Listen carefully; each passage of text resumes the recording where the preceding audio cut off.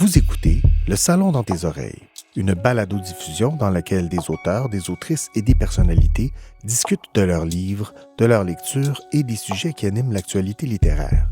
Les enregistrements ont été faits lors du dernier Salon du Livre de Montréal en novembre 2020. Ce contenu est aussi disponible en vidéo sur www.salondulivredemontréal.com. Bonne écoute et bonne lecture.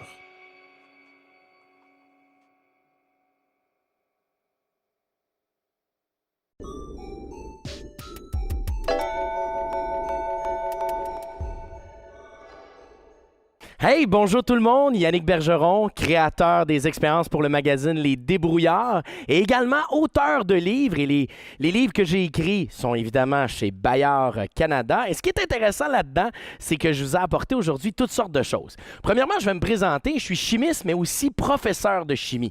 Donc, ma vie tourne autour des expériences scientifiques. Et ce que j'ai pensé faire aujourd'hui, c'est vous présenter quelques-unes des expériences qui sont dans mes livres. Ben oui, parce que j'ai écrit plusieurs livres depuis plusieurs années. On parle de 20 ans de métier avec plus de 350 expériences scientifiques. Comme par exemple, il y a Au labo les débrouillards, qui est un de mes livres dans lequel il y a plein d'expériences extraordinaires. Il y a La science s'éclate. Et finalement, vous avez La science, c'est pas sorcier. Donc, on a plein de livres là-dedans qui regorgent d'expériences scientifiques et ça, c'est vraiment le fun là-dedans. Mais cela étant dit, j'aimerais vous présenter mon prochain livre d'expériences, les 29 expériences, juste ici, avec ma nièce qui est vraiment cool. Et ce que j'aimerais faire avec vous autres, c'est vous montrer toutes sortes de choses. Et pour vous montrer les toutes sortes de choses que j'ai pour vous, eh bien, j'ai apporté du matériel scientifique. Alors, si vous voulez essayer une expérience à la maison, ben, c'est très facile parce que dans les armoires, vous avez tout ce qu'il faut pour pouvoir travailler avec. Donc, je parle d'eau, d'huile végétale, de vinaigre, de bicarbonate de soude, de colorant alimentaire. Alors, je vais vous montrer un classique des classiques. Pour vous montrer le classique des expériences, c'est très simple. On va commencer avec le mélange acide-base qu'on connaît, c'est-à-dire mélanger du vinaigre et du bicarbonate de soude. Mais pour rendre ça un peu plus agréable, on va rajouter du colorant alimentaire. Donc, j'ai du colorant alimentaire ici. Je vais prendre le bleu, qui est une couleur que j'adore, et on va aller verser tout simplement quelques gouttes dans un verre vide. Donc, à la maison, très facile à faire. Et ensuite, on va tout simplement rajouter un peu de vinaigre à l'intérieur, comme ceci. Et ensuite, on va rajouter un peu de bicarbonate de soude pour voir qu'est-ce qui se passe. Alors, qu'est-ce que vous voyez? Une réaction chimique. Une réaction chimique qui déborde. Et la plupart des gens ne savent pas que le vinaigre et le bicarbonate de soude, quand ils se combinent ensemble, ça forme de l'eau salée gazeuse. Hein? Ça veut dire que ça sent plus le vinaigre. Non, non, vous laisserez à la maison, vous le sentez, c'est vraiment extraordinaire. Mais qu'est-ce que vous diriez si je prenais la même expérience et que ce coup-ci, je la changeais un peu au niveau des différents produits que je pourrais utiliser. Alors, j'ai apporté ici un verre d'huile dans lequel je vais y ajouter du bicarbonate de soude comme ceci. Et comme vous pouvez constater, le bicarbonate de soude a beaucoup de difficulté à se mélanger avec l'huile. On peut voir qu'il y a des petites bulles de gaz qui sortent et ça, c'est génial. Mais on va faire quelque chose de vraiment le fun. On va rajouter du vinaigre. Et le vinaigre, ce coup-ci, on va le colorer avec du mauve. Donc, je vais rajouter un peu de mauve dans mon vinaigre comme ceci et à l'aide d'un petit bâton, je vais mélanger. Une fois que c'est mélangé, on obtient une solution de vinaigre coloré qu'on va rajouter directement dans mon verre d'huile. Et là, pour que la réaction se produise comparativement à celle-là qui était très rapide, on va aller brasser le tout pour que le vinaigre rencontre le bicarbonate de soude et se mette à faire une danse des gouttelettes. Et là, ce qui est le fun, c'est qu'on peut rajouter plus de colorant alimentaire pour encore plus voir l'effet et s'apercevoir qu'une réaction chimique avec le matériel qu'on a à la maison, c'est super facile à faire. Mais en plus, on pourrait modifier le tout en ajoutant quelque chose de plus. Comme par exemple, dans ce verre-ci, j'ai déjà ajouté un petit peu d'eau. Et je vais rajouter du savon à vaisselle comme ceci pour rendre mon eau légèrement savonneuse. Je vais prendre un petit bâton, je vais aller mélanger et je vais tout simplement refaire la même expérience avec le bicarbonate de soude que je rajoute dedans. Je vais brasser le tout pour que le savon et l'eau se mélangent bien. Et ensuite, je vais rajouter mon vinaigre. Regardez bien la différence. J'ajoute mon vinaigre. Et qu'est-ce qui se passe? Une réaction moussante. Et cette réaction moussante-là, si vous regardez que je prends mon petit bâton et que je l'ajoute à l'intérieur, ça tient tout seul. C'est-tu pas merveilleux, ça? La même expérience, mais 3 façons différentes de le faire. Donc, j'ai pensé vous le montrer avec une nouvelle expérience qu'on a écrite dans mon livre. Et pour ce faire, je vais tasser ça juste ici et je vais vous montrer qu'est-ce qui va se passer dans ce gros bol-là qui est rempli d'eau. Alors, si vous avez un grand bol comme ça à la maison, vous allez pouvoir enfin l'exploiter. Ce que vous avez besoin de faire, c'est de rajouter un peu de bicarbonate de soude dans le fond de votre verre d'eau pour permettre d'avoir une base, comme ceci. Et là, ça tombe. Ensuite, on va prendre une petite cuillère. On va aller agiter le tout pour permettre au bicarbonate de soude de bien se mélanger dans notre grande quantité d'eau. Et une fois que c'est fait, on va rajouter des grains de popcorn. Ben oui, du popcorn comme ça, que je rajoute à l'intérieur. Et qu'est-ce que vous remarquez? Ça s'en va directement dans le fond. Dans le fond, directement. Alors, ce qu'on va faire, on va rajouter un peu de bicarbonate de soude encore pour permettre, évidemment, d'en avoir assez. On va rajouter encore un peu de grains de popcorn et on va tout simplement rajouter notre vinaigre qui reste pour voir s'il va y avoir une réaction à l'intérieur.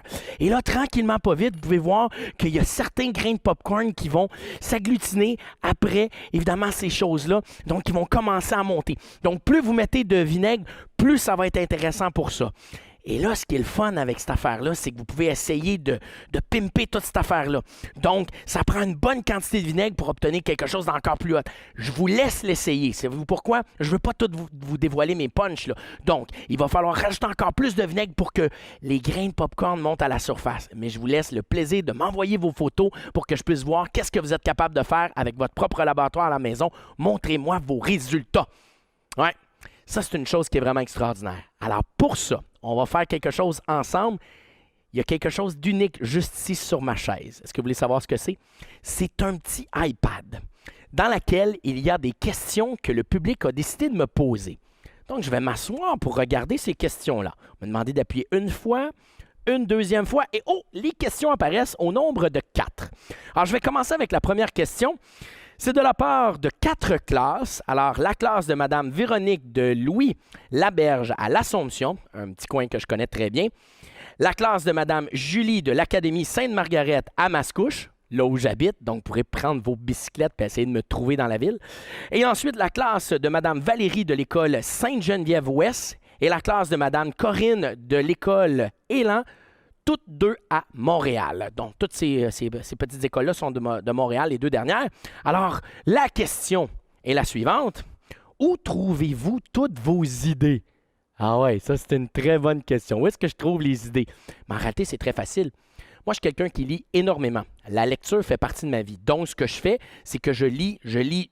Et là, je commence à comprendre des choses et je fais des liens entre mes lectures d'un livre et d'un autre et ça m'inspire souvent à faire des mélanges chimiques, à faire des conceptions, des appareils technologiques pour en comprendre beaucoup plus le sens de ce qui nous entoure au niveau des sciences et des technologies. Donc, mes idées proviennent aussi de plusieurs YouTubeurs. Vous connaissez les YouTubeurs, il y en a qui font toutes sortes d'expériences. Alors, je vais les regarder, puis ensuite de ça, souvent, je me rends compte que c'est des gens qui ont beaucoup d'influence sur les jeunes, mais qui n'ont pas nécessairement les notions scientifiques pour y arriver. Alors, moi, ce que je fais, c'est que j'essaie de voir qu'est-ce que je pourrais faire pour rendre l'expérience encore plus intéressante. Ça, c'est une autre chose que je fais. Alors, voilà où est-ce que je trouve toutes mes idées. Mais souvent, mon inspiration vient que à la maison, je prends des objets qui sont un peu partout, je les mélange ensemble et ça fait tout un dégât. Par rapport à ça, voilà pour la première question. La deuxième question vient de la classe de Mme Yasmine de l'école du Coteau-du-Lac. Alors, je vais essayer de répondre à votre question. C'est qu'est-ce qui vous a donné envie de faire de la science? Je vais vous dire un secret. Au début de ma carrière, je n'étais pas du tout en sciences. Je m'en allais directement en art. Ben oui, j'ai fait de la danse, de la musique, de l'art dramatique et de l'art plastique. J'étais ce qu'on appelle un élève en concentration artistique. Puis un jour, il y a eu un concours qui s'appelait l'Expo Science et j'ai décidé d'y participer. Et la première année, ça n'a pas été super. Mais la deuxième année, j'ai fait tout un projet sur la micropropagation de Dionée Gomme-Mouche. C'est-à-dire que j'ai reproduit 3 796 875 plantes carnivores dans un laboratoire et ça m'a valu un gros prix. Parce que j'ai gagné à l'Expo Science. Ben oui! Et c'est de là que j'ai découvert que j'étais fait pour travailler en sciences et d'essayer de découvrir et de comprendre le monde qui nous entoure. Donc, c'est de cette passion-là qu'est l'Expo Science, une réunion de plein de jeunes qui parlent de toutes sortes de choses en sciences qui m'a permis de découvrir ce que j'aime le plus faire au monde en ce moment, des expériences. OK. Ça, c'est la question numéro 2. La question numéro 3. De la classe de Mme Marie-Claire de l'école Lalande à Pierrefonds. Quel est votre cheminement scolaire? mon cheminement scolaire. Vous voulez vraiment savoir qu'est-ce que j'ai fait à l'école? Eh bien, j'ai été très sage parce que j'ai fait une seule école. Ouais, au primaire, qui s'appelait l'école Marie-Victorin à Repentigny. Ensuite, j'ai été dans une école spécialisée en art qui était l'école L'Horizon en secondaire 1 et en secondaire 2. Où là, j'ai appris à communiquer, j'ai appris à danser, à faire du dessin, toutes sortes de choses. Et à partir de secondaire 3, j'ai été au collège Saint-Jean-Vianney pour les 3 prochaines années. Donc, secondaire 3, 4 et 5. Et là, j'ai appris à découvrir les sciences grâce à un professeur que j'aimais beaucoup qui s'appelait Pierre Desrochers. Puis moi, j'ai fait une blague avec son nom. J'ai toujours dit, avec quoi qu'on fait de la chaleur? Ben, en frottant des pierres et des rochers. Hein?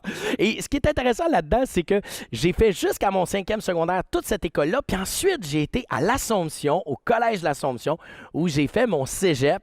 Première année, deuxième année en sciences de la nature pour ensuite me rendre à l'Université de Montréal en enseignement de la chimie. Ouais.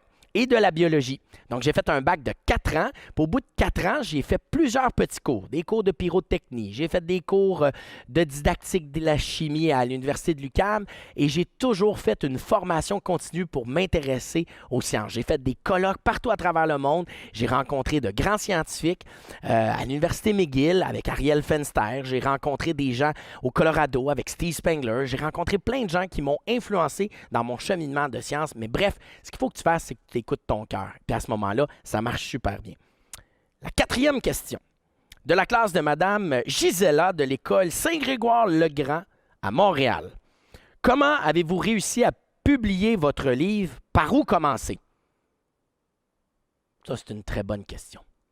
La première fois que j'ai publié un livre, c'est qu'en réalité, on m'a donné une chance. J'avais 19 ans et le grand patron des débrouillards s'appelait Félix Maltais, a décidé de me dire « Yannick, ça te tenterait-tu d'écrire pour nous? Parce que je remarque que comme animateur de sciences, tu te débrouilles pas si bien. Hein? C'est très bien ce que tu fais. » Alors j'ai dit « Oui, pourquoi pas? Comment qu'on fait? » Ben, j'ai une équipe de rédaction qui va t'aider à faire des phrases en français et à corriger tes fautes et à regarder les tournures de phrases. Et c'est comme ça que j'ai commencé à écrire et ça en est devenu une vraie passion.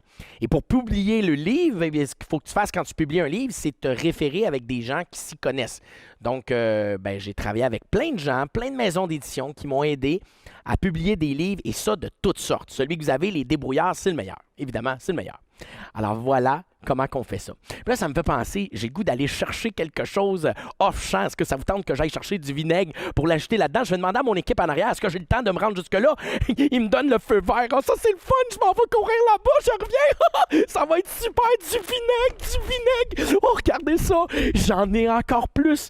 Puis je vais en mettre directement là-dedans pour voir qu'est-ce qui va se passer. Oh, là, on commence à avoir une plus grosse réaction.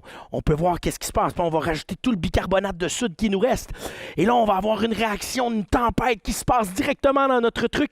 Et là, les petits grains de popcorn, si vous observez comme il faut, commencent à monter directement dans le verre. C'est incroyable. Et on va remettre un peu de vinaigre pour que ça réagisse encore plus. Et là, il y a une danse de grains de popcorn qui se produisent. Puis là, vous pouvez rajouter d'autres choses. Vous pourriez rajouter des raisins secs, vous pourriez ajouter des petites nouilles, n'importe quoi qui pourrait avoir quelque chose qui permet de flotter. Et c'est ça qui est génial là-dedans. Regardez ça.